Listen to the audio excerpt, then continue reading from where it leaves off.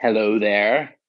Sean Bice, you're with me. Sean, With you. this I'm is with you. this is this is Paul Carruthers. I'm the communications manager from MotoAmerica, and this is on off track with Paul Carruthers and Sean Bice.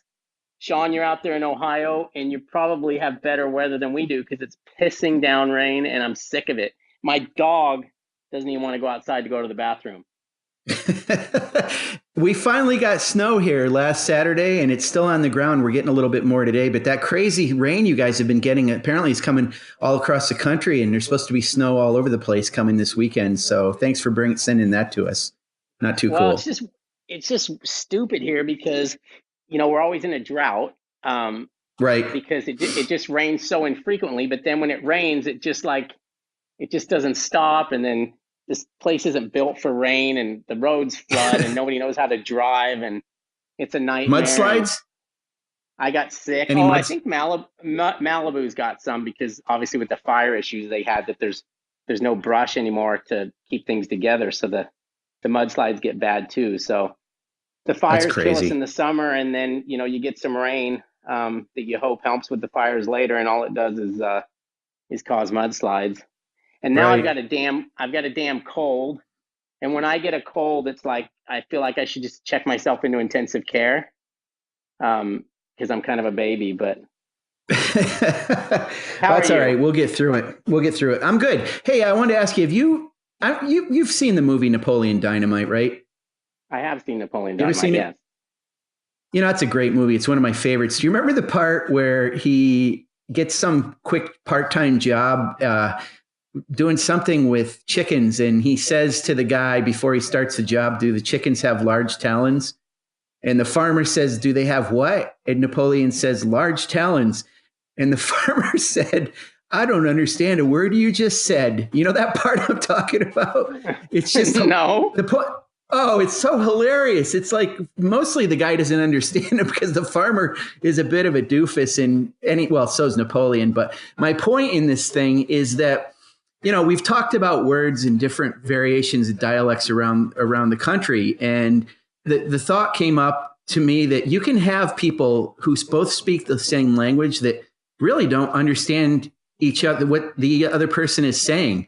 I've talked to Matthew Skoltz about this a little bit because he's from South Africa, and Cam Peterson is I think he's from Johannesburg, and so Matthew, he equates it to Durban, where Matthew lives on the coast, is like California, whereas Johannesburg is probably equivalent to like what Ohio is. So they don't speak the same. They speak a language, but I'm sure you know that a lot of South Africans speak Afrikaans, which is a Dutch dialect. And Matthew says sometimes he can't even understand a lot of what is being said in his own country. So the reason I'm bringing this up and this background that we've had about talking about toques and American chop suey and goulash and how things are different in different parts of the country, it occurred to me that the guest that we have on today, he's from Texas. And recently he has been, well, not that recently, it's been a couple of years now, he's becoming fluent in Spanish. And the one thing I wondered about is for a guy that grew up, well, he didn't really grow up in Texas. He was in Alabama, but he's lived in Texas a lot of his life, and he really is almost completely devoid of an accent. He doesn't sound like he's from Texas or from Alabama, but he's now learning Spanish. And it occurred to me, I wonder if when he goes into bodegas or convenience stores in Texas, whether the Hispanic speaking population there, does he speak to them in Spanish once in a while, and would they even understand it? Because it's like I've heard when Tony Elias talks to Richie Escalante, they understand each other, but not all that well because it's two different kinds of Spanish. And Paul, I mean, you've traveled all around the country. How have you experienced that? I mean, you obviously are Australian. You mostly, well, you speak pretty much American English at this point, but some Australians are a little hard to understand. So I you know don't what know. I mean? I can't understand a word you just said. Could could That's could you repeat that story? it's all about chickens having large talons, is what it is. So, Well, yeah, but I imagine most languages, and throughout Europe and Spain is the same. There's different there's different ways of speaking the same language, and it does, it's like it's somebody from way down south, for example. speaking to somebody from San Francisco, it's going to be a little bit different. Right. And like you said, you can understand it. It's just different. And I'm sure that's Right. the same way. I'm sure that's the same way with the Spanish language. I know it's different in Mexico than it is in Spain, for example. But I think for the most part, our next guest can probably understand both. Right. And he's a pretty smart young boy. I think we're talking about Garrett Gerloff. Is that who you're talking about, or is it Doug Poland? You said Texas. Garrett Gerloff. Yeah, absolutely. Garrett No Gerloff. doubt. So I'm going to welcome Garrett in a second. Obviously, most of you who listen to this show would know who Garrett Gerloff is. He's a two-time MotoAmerica Supersport champion. This year, he moved up to Superbike and finished 5th in the championship. He had 5 podiums, finished 2nd place twice. He's just back from Yamaha's test at Buttonwillow, which is a few hours north of Los Angeles area. And I believe he's been staying in Los Angeles of late. I think from talking to him at the end of the season, I don't think he was overly pleased with his rookie season in Superbike racing. I think he expected a lot more. And I think he's one of those guys that a lot of people expected a lot more out of.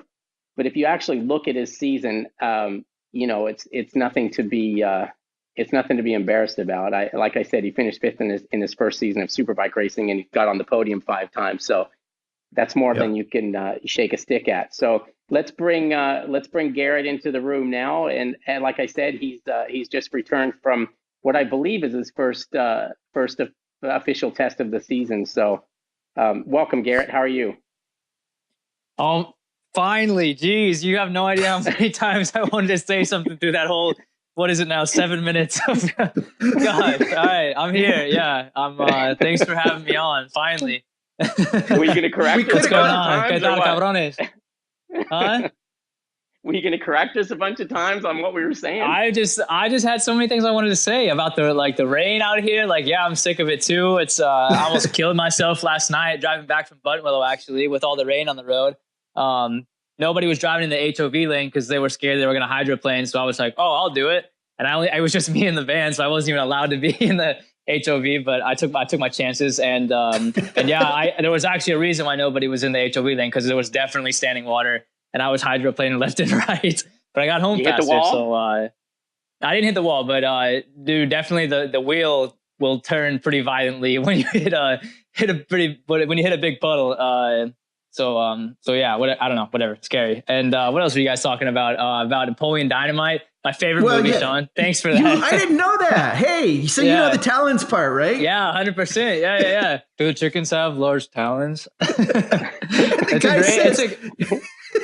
The guy says, I don't know a word you just said. No, that's a great movie. It's like one of the worst movies ever the first time you watch it, but then you watch it for the second time and you're like, oh, you just catch stuff that you didn't see the first time, and it's great. And absolutely. And then you guys are talking about the Spanish stuff, whatever. Yeah, I've been doing that a lot. It's actually pretty funny. It's like mainly what me and Laura, my girlfriend, it's like what we speak most of the time is Spanish, which I love because I've always wanted to do it, but she's kind of the one that gave me the motivation to do it. And so it's been like a pretty cool 2 years of that journey. And yeah, it is way different from Spain and Mexico and like how they speak and how they say different things, like and everything. But whatever, I'm rambling. So do you ever talk, Garrett? Do you ever talk to people? Do you ever go into like a 7-Eleven or a Circle K down in Texas when you're home and see somebody that's Mexican or clearly that is speaking that way, and you just strike up a conversation with them in Spanish? Or is it do you understand what they're saying? I guess what I'm getting at. Yeah, well, I mean, sometimes I try to, but they don't give me the time of day.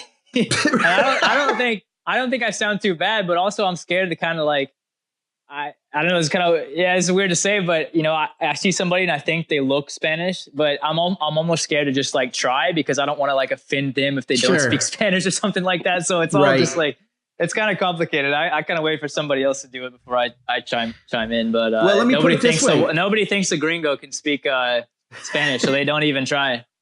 Well, let me put it this way: when you're going in there to get your big gulp, which I'm sure you do, just like I do, because you're into training like the way I train. But when you go into these stores and you hear a couple people speaking Spanish, they probably don't think you can understand them. Have you ever heard anything juicy or interesting? Not really. I mean, I definitely try to stay low key because I like having that kind of they think I don't know what they're saying, but I do. And now, like I said, that's kind of one of the things, honestly, I mean, obviously I'm living in Texas. There's a lot of people from South America that live in Texas. And honestly, I have trouble understanding what they're saying just because it's such a different dialect, and the expressions that they use don't make any sense to me. But I can understand a lot of the Spain stuff because I've like studied the expressions and like I know a lot of like I don't know, everything it just makes more sense to me. But yeah, whatever. So no, to answer your question, no, I haven't heard anything juicy yet, but I'm always listening. Trust me, I'm always listening. Okay. Awesome. I got something. Let's go back to this girlfriend thing. This girl Laura, that's Cameron Bobier's sister, right? yeah, GRP, you got that right. No, wait, what did he say?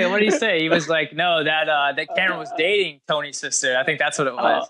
So he had it backwards. Yeah, he had it backwards, but yeah, no, that would be Tony Elias's sister. So it's okay. Yeah, and I'll let you go from there. How does that work? Like, I mean, you don't have to get into the gory details, obviously, because I kind of know how things work, but I've been around this block. But anyways, how does it work? Like, do you have a good relationship with Tony, and is that based on you're racing with him, or is it based on the relationship you have with his sister? I mean, does it get weird, or is it pretty normal?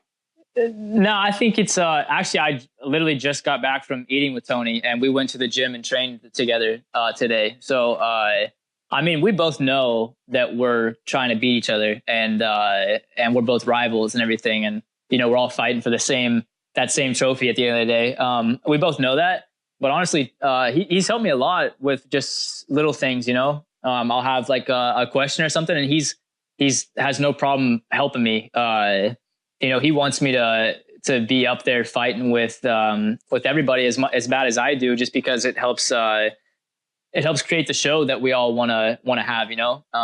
And so I think he realizes that, and he's all about helping, which is really cool. I mean, sometimes it's like during the season, it's always a little bit kind of, I mean, everybody's different. I kind of have, not that I have trouble being friends with the people I race against, but it's, you know, I want to go out and I want to go into a race, like not thinking about, at the end of the day, how everything's going to turn out. Like if I got to stuff somebody, like I want to be able to do that clear conscience and not have to come back to somebody, you know, I don't know, you know, it just gets it gets a little complicated. Maybe that's just me doing that on my own, but no, I mean, me and Tony have a good relationship, and I think it would be like that even if me and Laura weren't dating. Yeah, I mean, I don't have a problem with the guy. He's super nice, super cool. And obviously me and Laura have a good relationship. So yeah, no problems. I don't think that you know this, Garrett. I don't think that Paul has told you this before, but Paul actually said he wants you to wear a picture of Laura on the back of your leathers just to see what Tony does. Hey, that was between us, Sean. Come on. I think it's great racecraft myself. Well, you know how the motocross guys will get to each other a little bit with those butt patches. I thought maybe you could have. That would be so funny, dude. That would be so funny. Jeez. I mean, I think first I got to be in front of Tony. So that's challenge number one, but definitely, right. Definitely. That's in my new bag of tricks that I think I might have to pull out at some point. So yeah, right. I'll be ready. Right now you'd have to have it on your face shield so he saw it when he looked back. Oh, come on. I beat him in a couple races this year. Pittsburgh was one of them. I can't think of any others, but at least one race I did beat him. So yeah. It's funny because, yeah, I mean, Paul and I remember, I don't know if you do, Garrett, or have heard about it, But back in the day, well, you might have, because it was Ben Spies back in the day when Matt Mladen called Ben Spies a mama's boy, and Ben put mama's boy on the butt of his leathers and got in front of Matt a bunch of times with that. So remember? No, I love it. I like that. Yeah. Yeah. That kind of rivalry. Yeah. I like that. But I mean, it is good at the end of the day to be friends, because we all are in the same community. And so I think it's probably better to have friends than enemies, but yeah, as of now, we're all good. So, I hope that doesn't change, but races and all that and pressure in general, can make things change. So we'll see. But no, everything's awesome right now. It seems to me that going into this year, I mean, we've had rivalries before, obviously Cameron and Tony. I think that's a fire that could start pretty easily with a little spark. But I for some reason, I think like the whole Heron thing being in that mix of what I see as you four guys, being the factory guys, and then obviously Skulks and JD now. But don't you think that Heron kind of brings a different dynamic to it, or am I wrong with that? As far as the rivalry stuff goes, yeah. As far as like him, he just him. He's just the type that he's not afraid to say some stuff or try to get some stuff going, and I just kind of anticipate a little bit of that this year, which I think will be fun. Oh yeah, 100%. No, for sure. I think it's already coming out. I saw that Instagram that he did. Yeah, there's a couple. I mean, I don't mind it. I know he thrives on it for sure. He likes the rivalry stuff. And it's what motivates him to go out and push hard and win. And that's cool. We all got to do what we got to do to find that motivation and find what we need to push that little bit extra. I like it too. I like having, I mean, I think it helps me a little bit, but maybe not to the same extent.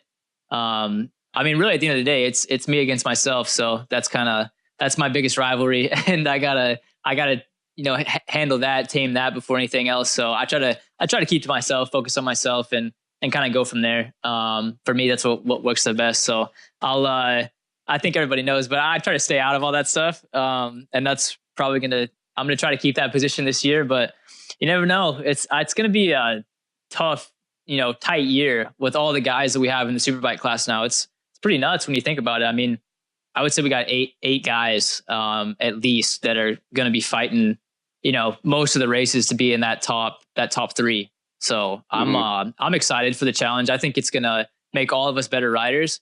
And really, at the end of the day, that's what I want to do. More than anything, I mean, I want to win, obviously, too, but I want to be the best rider that I can be, so that I can keep moving forward in my career and things like that. And I don't want to be stagnant. I don't want to just be content. Like I want to keep pushing to be better and better. And I think that's what it's going to bring this year. Garrett, so I want to ask you.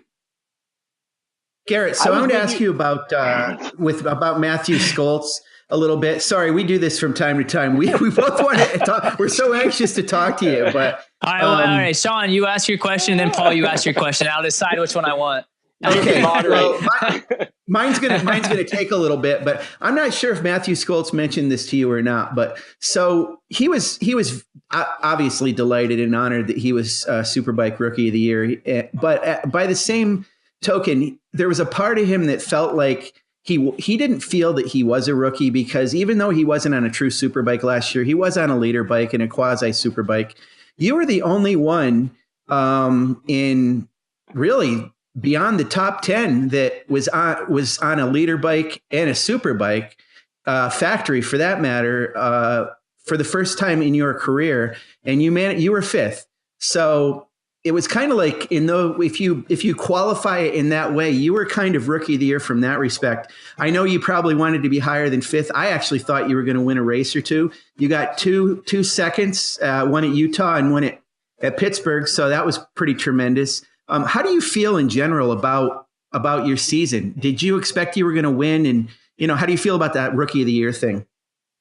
Yeah, I mean, I think, I think Matthew definitely deserved it. Like, I mean, yeah, maybe I was the only true rookie, but, as things go the way they go, and he had a better position than me in the end. So for sure, it goes to him.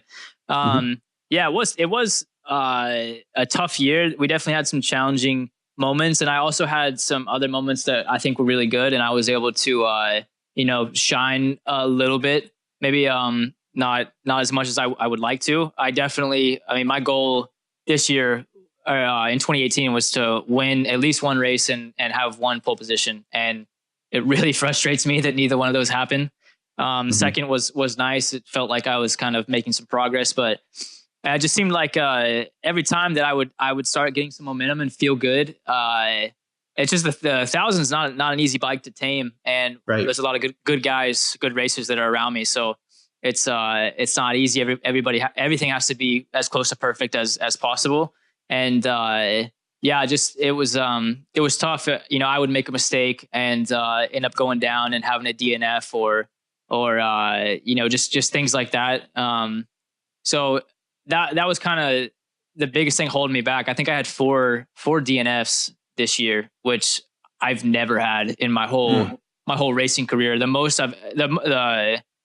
every year that I've raced, I've finished 100% of the races except for 2014 and 16 also.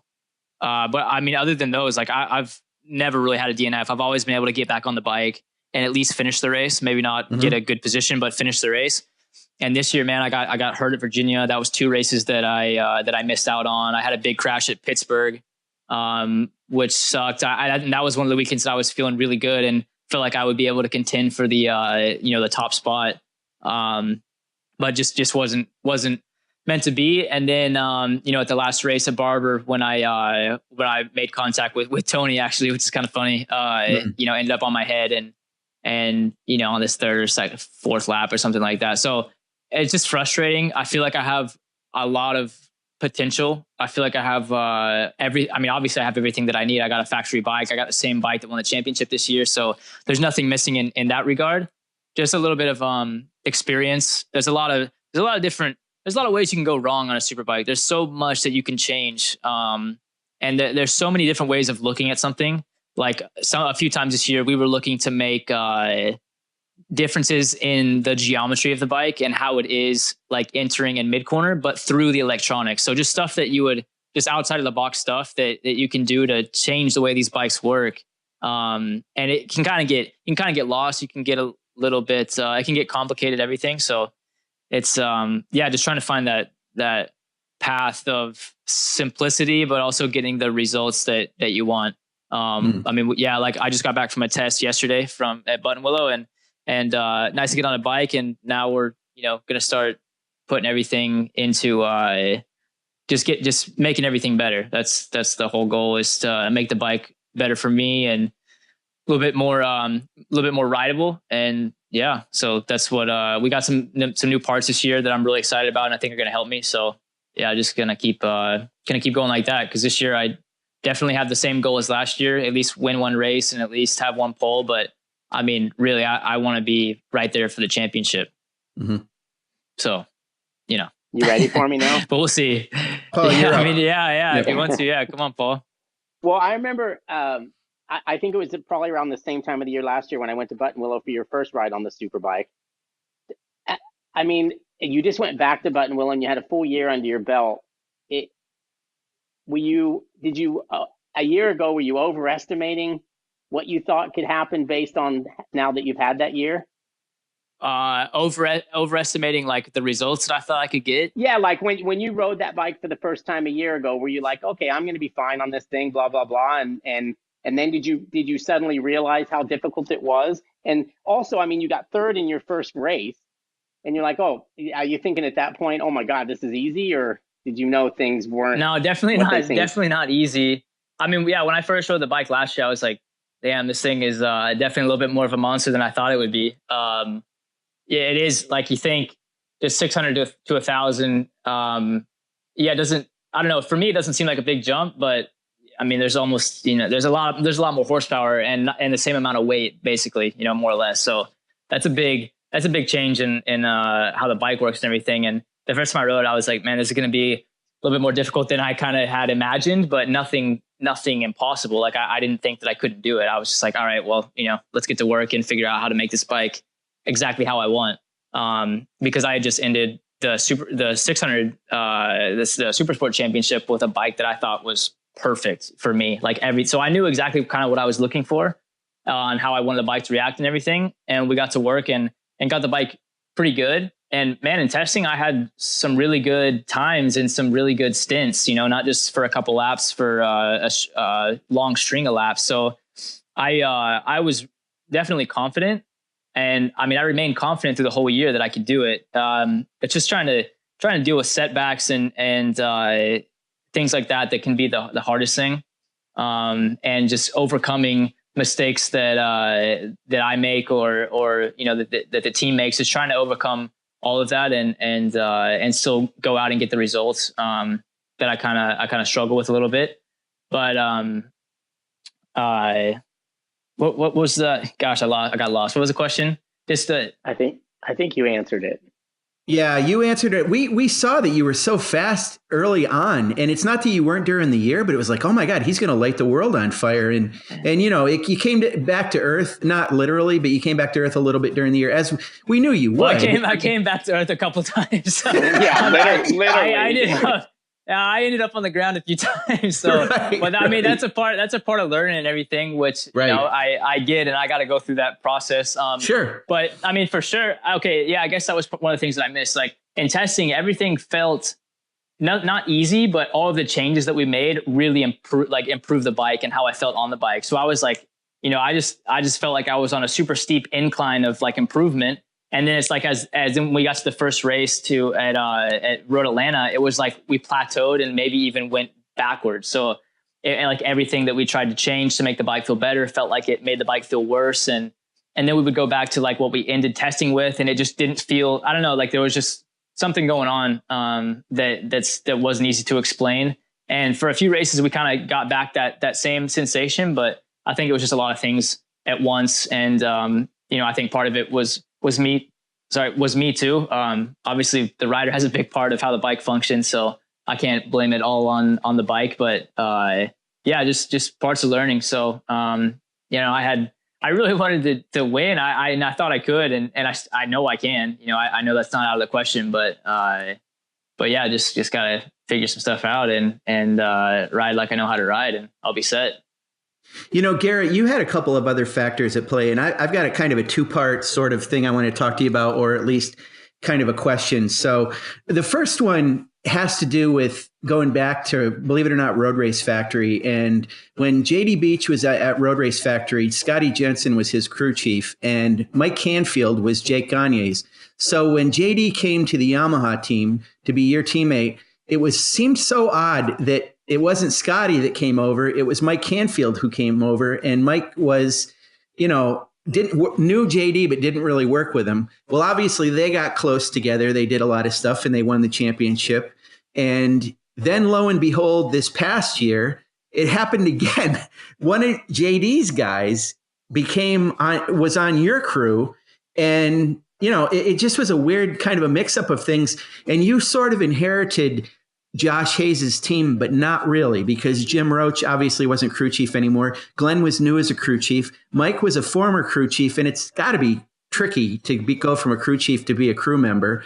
There were a few things at play there, and I know you're never going to blame your crew, and I'm not trying to blame your crew. I'm just saying there were some interesting things at play there. So let me ask you it this way. Was there a learning curve there? And do you feel going into this year, it's a little more integrated and you're ready to go a little better maybe than last year? Or is it the same?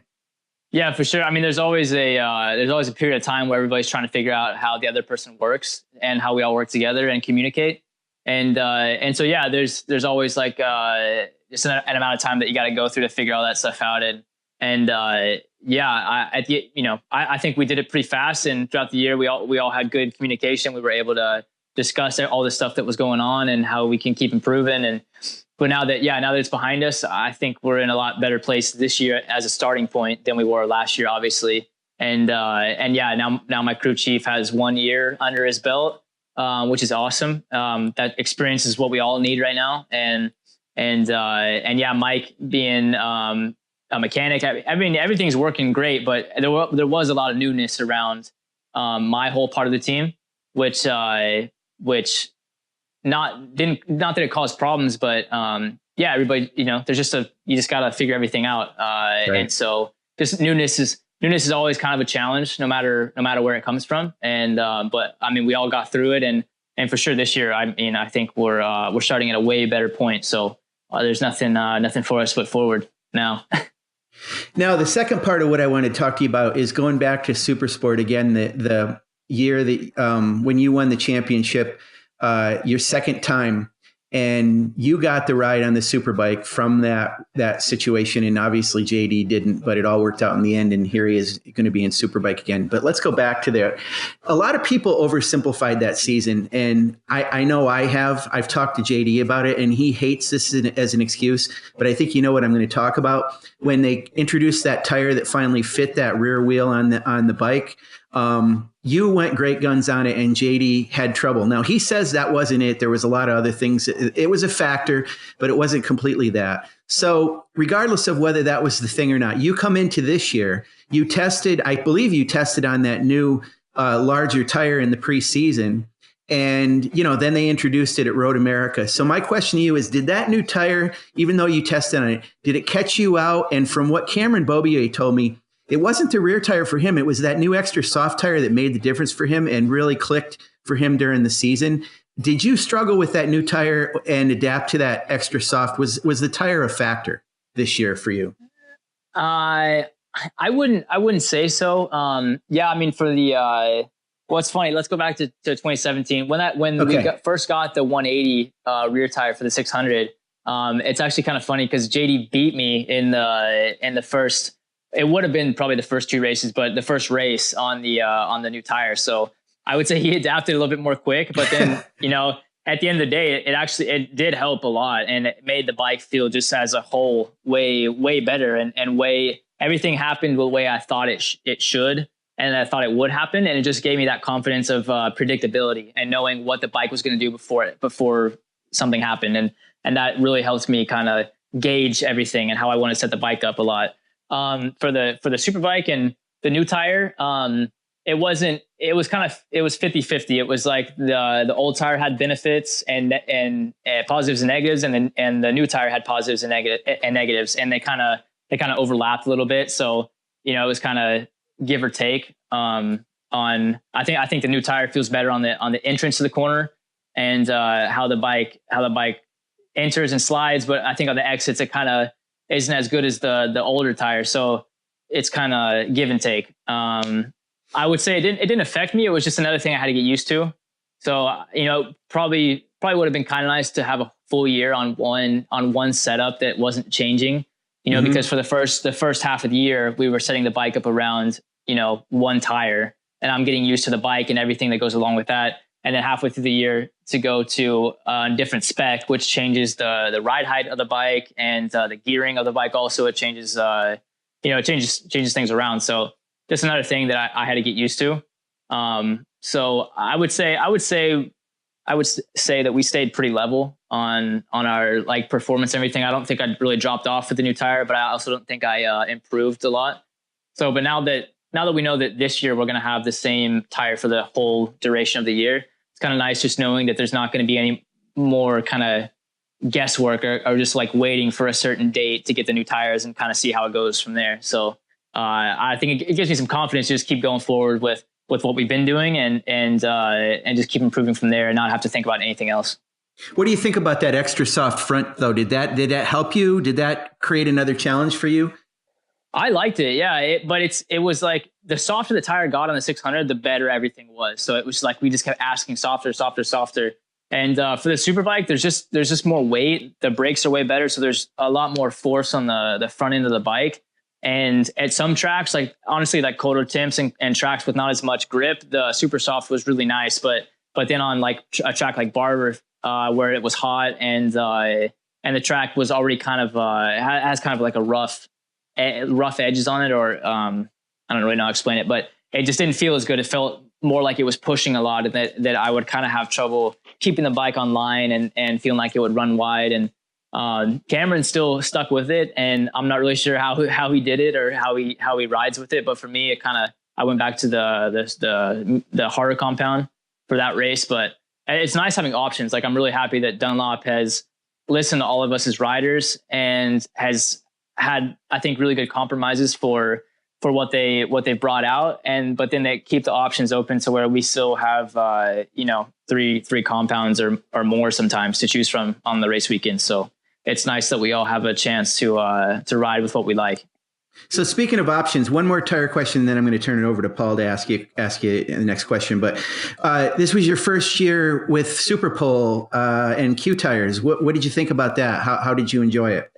Yeah, that was wild. Like the tires do have so much grip, and it's like some tracks you don't know if you're going to get 2 laps, but most of the tracks it's just 1 lap. So it's just kind of a crazy idea. It's something hard to grasp mentally, because you only got 1 shot at it, and if you don't get it, like, you're screwed. You just missed out on the first 2 rows of the grid. So it's way different. I'm one of those riders that I like to do a string of laps and put together my best lap on the end of that. Like, kind of getting used to the speed and everything, and going from there. That's kind of how my brain works. And so to try to just like be mentally ready for just 1 lap of just all out craziness.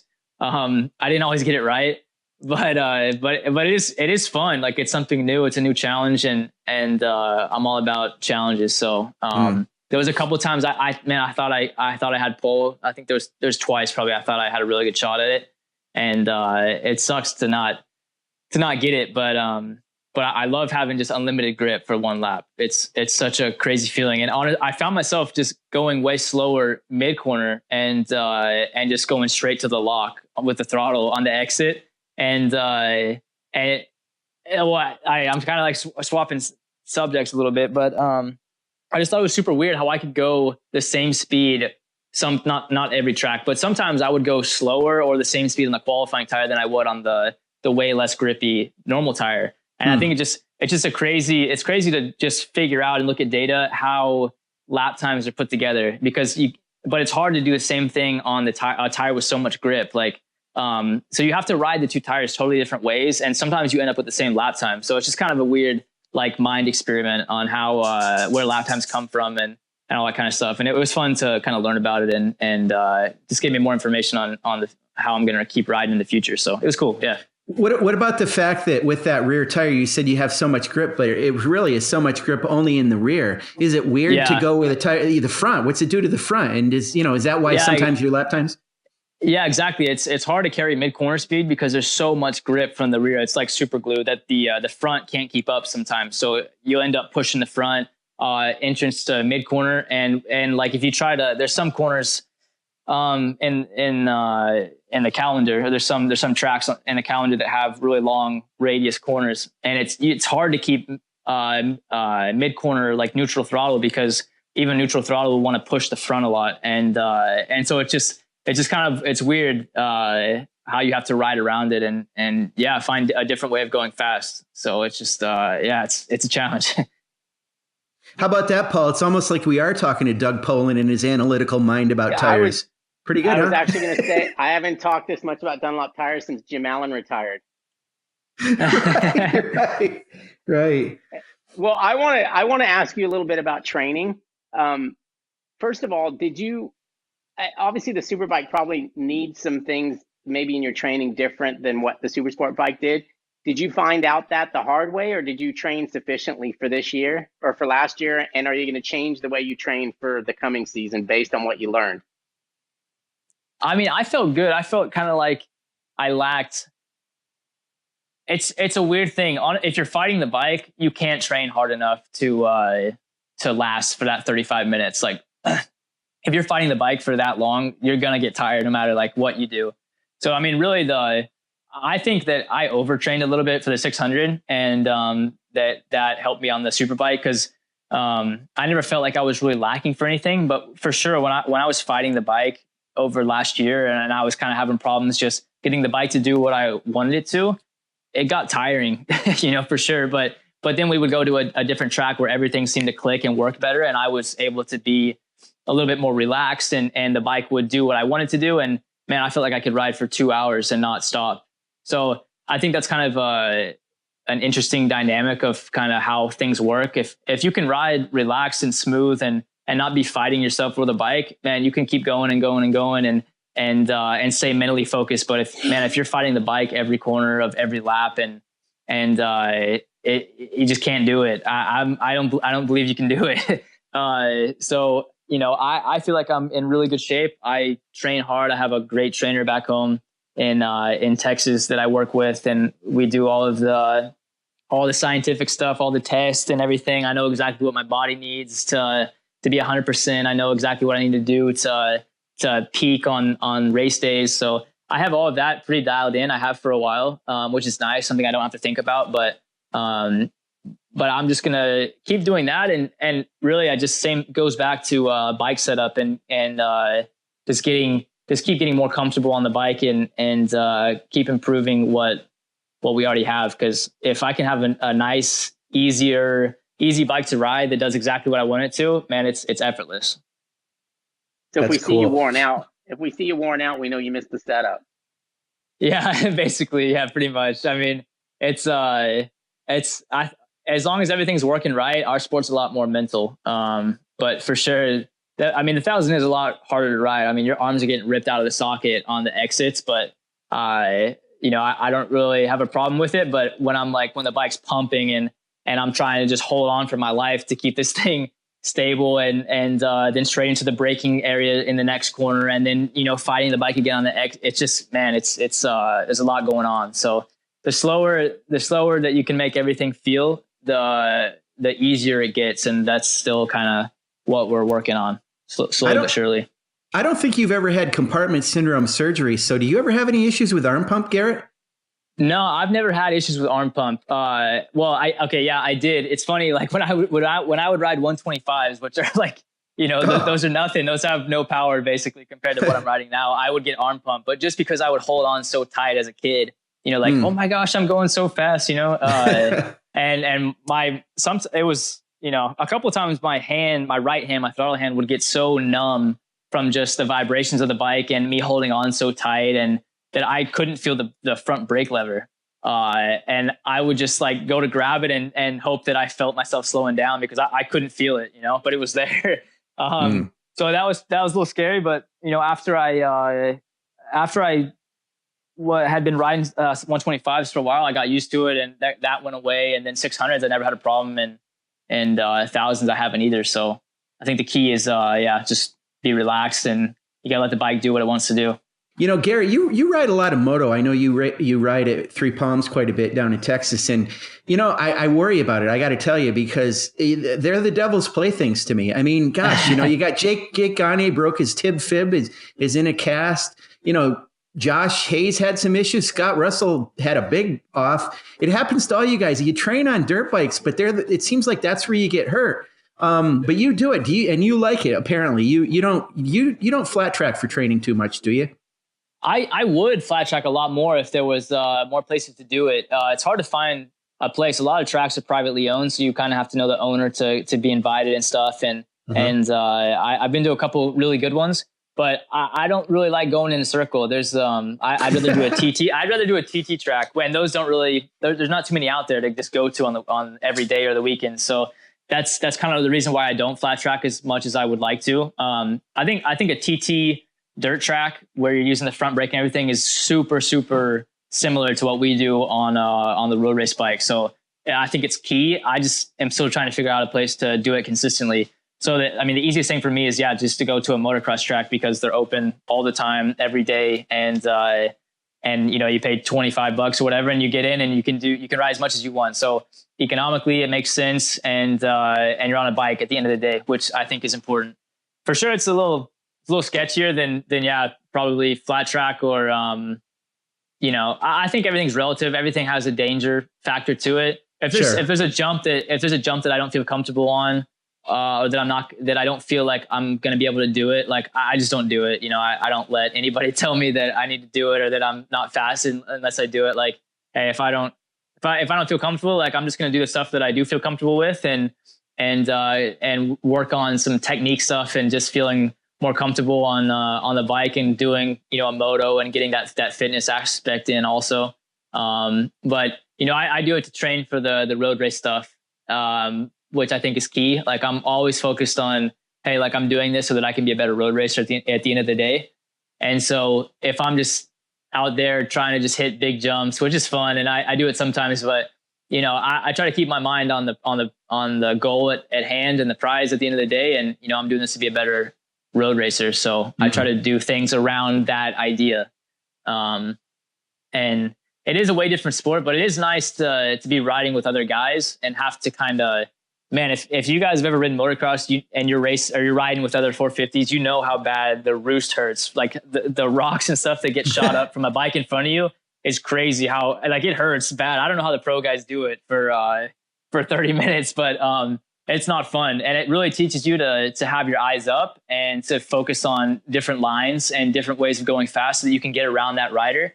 And I like that aspect. It keeps I think it keeps your mind sharp and kind of that hand-eye coordination and things like that. So that's kind of one of the reasons why I stick to it. But I do try to be, as safe as I can.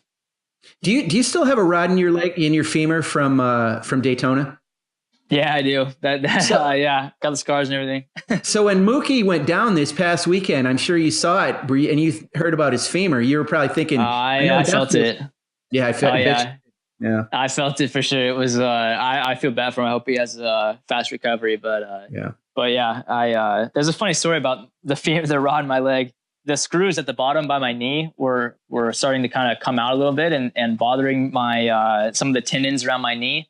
And so I had to go get them taken out. But when I got to the doctor's office, I had to drive that night back to Sacramento because I was in LA. So I had to drive back to Sacramento that night, like no option. Like I had to do it. And it was a 7-hour drive. And, I get to the doctor. I'm like, hey, like, so I'm going to be able to like get out of here after, you put me under and I'm going to be able to drive back home. Right. He was like, what? You're going to drive back home tonight? Like, no way. If you do have anesthesia, you got to like, you can't leave. You got to stay here. And so I was like, no way. Like I got to get back. So I had just a local anesthesia and they took out the screws in my leg while I was awake. And it was the worst thing I've ever decided to do, but at least I can say I did it. Just I had like 8 nurses I had 8 nurses looking at me with the hats on and things covering their mouth. And I had the doctor kind of talking me through it and him having like a torque wrench, taking the bolts out of my leg. And gosh, man, I had cold sweats and I had nightmares about that for like months after that actually happened. It was one of the worst things ever, but I did it. So the worst part of that story is you went through all that pain to go to Sacramento. Yeah, and I left the hospital and that anesthesia was still there in my leg. So like I was able to walk out and it felt weird because I could feel the rod being able to move a little bit in my bone because but before it couldn't, so there was like some weird stuff I had to get used to. I get in the truck and I drive for like an hour, and I stop in Santa Clarita or something to get a coffee because I had to drive all night. And I get out of the truck and take my first step and almost collapse because the anesthesia wore off. And I really realized like how much pain I was in. And, wow. Dude, it was horrible. But but yeah, anyway, don't break your femur, kids. Yeah. How is it now? So it's good now? I mean, that those screws came out? Okay. I don't even think about it. It's all good. I run all the time and yeah, I have no problems still. Man, that was crazy. I've got a question for you. Paul? Who's the fastest motocrosser? Who's the fastest motocrosser in our paddock?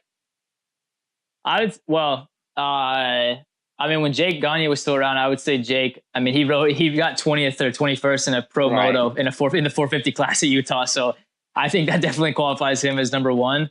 I think we're all pretty good. I know Cameron's really fast on a motorbike. I'd like to say I'm in the top 3, but we'd have to have a MotoAmerica race to really find out. Mm-hmm. But I know like Schultz is really strong too. I've seen videos of him riding. He looks real fast. Cameron Peterson looks like he rips. So I'd say it's a pretty stacked top 5, but it will be kind of fun to have like a little MotoAmerica moto race one day. Oh yeah, I'm sure the teams would be all over that. Oh yeah, 100%. It'll be after the last race, so we'll be good. There you go. Yeah, we're hearing rumors. I think I can say this, Paul. We're hearing rumors, by the way, Garrett, you mentioned used to be in our paddock. He may be back in our paddock, Jake Gagne. We don't know the particulars quite yet, but it sounds like it's something that might happen. So if we do have a motocross thing, you're going to have Jake to contend with, although he's got a broken tib fib right now. So that's pretty rough.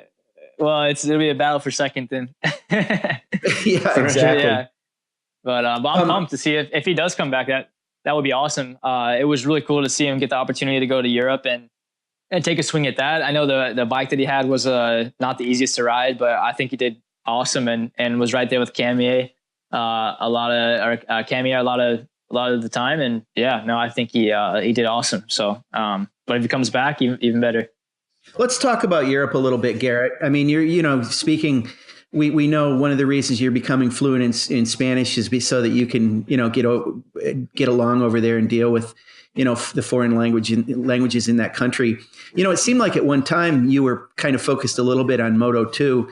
I get the impression with Cameron that if he was going to do anything, he might go to World Superbike. I don't really hear you talking about that much about World Superbike. I'm sure you take any opportunity you could, but now that you're on a Superbike, would you consider Moto 2, or what's your pathway going to be now?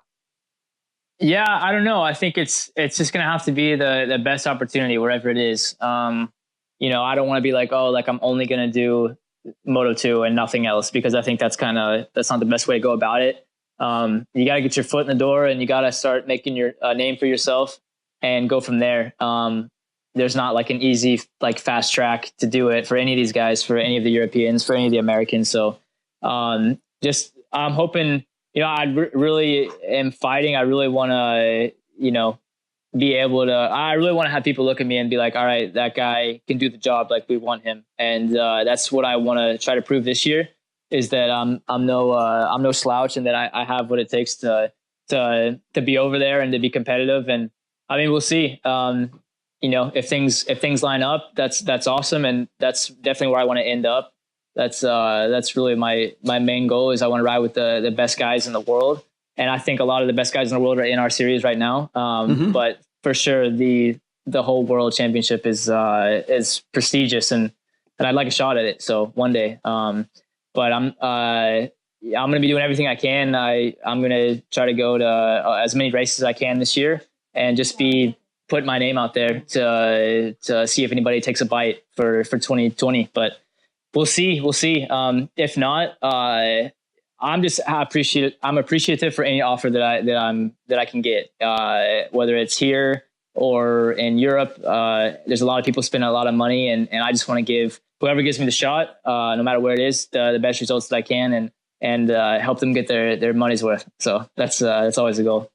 And would it be, when you say World Championship, would it be, or could it be World Superbike as much as MotoGP? Yeah, 100%, 100%. Anywhere. I would like to get my foot in the door. I like Joe Roberts made a pretty good path going through CEV and then into the Moto2 World Championship. It's not the easiest path to go through, but he did it really well, and he's obviously done an awesome job since then, and he keeps moving forward. So I hit for him, everything lined up pretty well, pretty perfectly, at least me talking from the outside, not seeing all of the internal stuff. But, I just want to see if I can get a shot at it. And if I do, I'm going to go for it. And yeah, we only got one life to live. So I don't want to look back with any regrets saying I didn't try something. I want to give it up my all. So we'll see. Paul, I've got one other thing I want to ask. So you go ahead, Paul, because I've got something I'm going to follow up on. It's a little wacky, but we're getting towards the end, so I want to make sure you get your stuff in there before I go off the deep end here. Well, my question is the fact that our series now is so competitive, and there's obviously some guys, Tony and Cameron and Heron, that have made a name for themselves in one way or another. Is it to the point now where winning a few races here is enough to get you noticed, or do you think somebody actually has to go out and dominate this series in order to get that chance? I think winning a race here is a huge accomplishment in the Superbike class. There's no slouch in our class, but I think a lot of it is kind of like out of sight, out of mind. So if guys in Europe and teams in Europe aren't constantly seeing what's going on over here, it's just it's not really thought about. So I think in general, it's going to have to be somebody willing to take a risk and to go over there and just start kind of from zero and make it. I know for sure Joe Roberts doing what he's doing, I think is helping us, in a way, get Americans' names out there. But there's no one way to do it. So it's just kind of, how everything lines up and if it lines up. But I'm going to be doing everything I can to make sure it does. Okay, Sean, cool. wrap this thing up for us. Okay, so Garrett, you know that I've known you for a long time. Heck, I remember when you first showed up at New Jersey and raced in Super Sport, that first time you turned pro, right after turning, well, I think it was 16. So I've known your family for a long time and think the world of them. In fact, I'm giving them a shout out here. And I think I've told you this before, so this won't be creepy when I say again, I definitely have a crush on your mom. I have a total crush on your mom, and I'm an equal. Not creepy at all. Easy, Sean. Back off. I've told him that before. Which part's not creepy? Well, none of it is. Hey, none of it is. This better be when we put this on Instagram. This better be the highlight part that actually gets on the Instagram page. Right. The soundbite we use. Well, I'm an equal opportunity crusher, Garrett, and I also have a crush on your dad too. That guy's a badass. And I want to ask you about your family. I want to ask you about your dad because I know he has some back issues, and I saw you had posted that photo of him. And wow, how's he doing? I mean, he had some surgery, didn't he? Yeah, he's had his lower back fused, like all of it. I'm not sure from which vertebrae to which vertebrae, but it was a pretty decent amount. And yeah, like right after surgery, they make you do it, but still a lot of people pass out before they actually stand up. And he was actually able to stand up and walk around. So he's definitely a bad dude, and I'm glad to have those genes in me. Yeah. Well, he used to race moto. Did he hurt his back doing that? What's the back issue? Is it just something happened? Yeah, it's just motocross definitely isn't easy on your body, and I think it started from that, and then he used to be a bodybuilder too, and so he's just got he's always had a lot of pressure on his whole body, and I think all of that kind of didn't help him. So a combination of things, but yeah, motocross was definitely didn't help. Yeah, he was the 2005 World Vet Champion of not Loretta Lynn's, Glenn Helen, or I can't remember where he won it, but he has impressive. Like technically a world champion for 35 and over 450 class, but he's world champ. So pretty so cool. Pumped about that. Yeah. That's really cool. But the prognosis is better now that he's had the back fused. Is it going to help? Is he going to be better from it?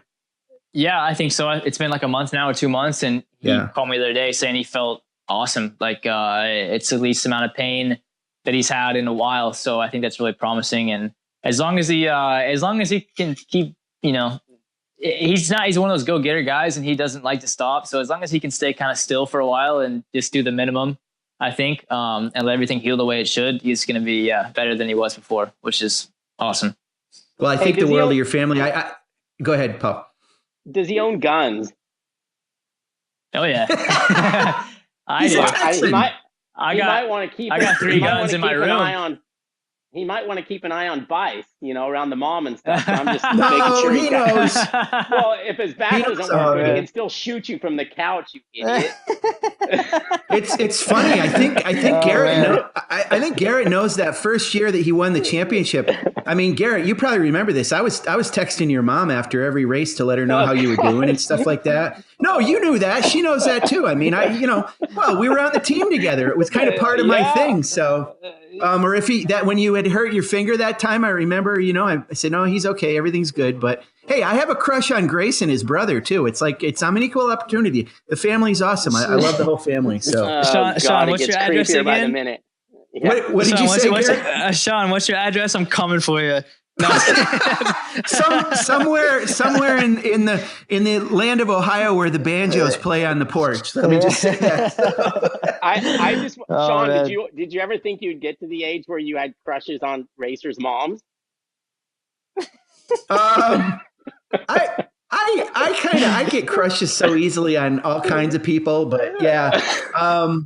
But she's just cool. I mean, Garrett knows his mom's super cool. He knows that. So yeah, and you're cool too, Sean. All right, thanks. On that note, before you guys start hugging, let's put an end to this. And Garrett, thanks for joining us. I know we caught you on a pretty good day because it's raining. There's probably not a lot else you can do, but thanks for coming on the show. Yeah, you trapped me. We'll have you back again. You're always a good guest. and a good interview. So thanks for that. And Sean, I don't even know what to say to you anymore. God, now get ready for next week's story. Yeah, it's just, yeah, I'm just worried that one day we're gonna have to share a room. I can see the headline now. I can see the headline now. Texas man goes to Ohio and shoots down. Yeah, no, I'm just messing with it. Especially with those Colt 45s that Garrett Willis gave you a couple years ago with the holsters. I hope they were fake. Those things were scary, I'll tell you. Yeah, no, they were fake. That was cool though. That was a nice touch, wasn't it? That was very cool. Yeah, it was really cool.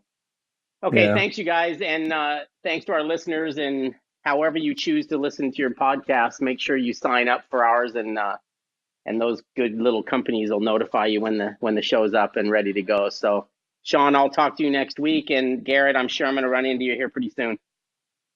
Oh yeah, sounds great. Well, thanks a lot, guys, for having me. Thanks to everybody that supports me and that's been behind me through this whole journey. And looking forward to better things this year. And yeah, if you follow MotoAmerica on Instagram and Twitter and all that stuff, and follow me at Garrett Gerloff, Instagram, Twitter, all the good stuff. And yeah, see you guys soon.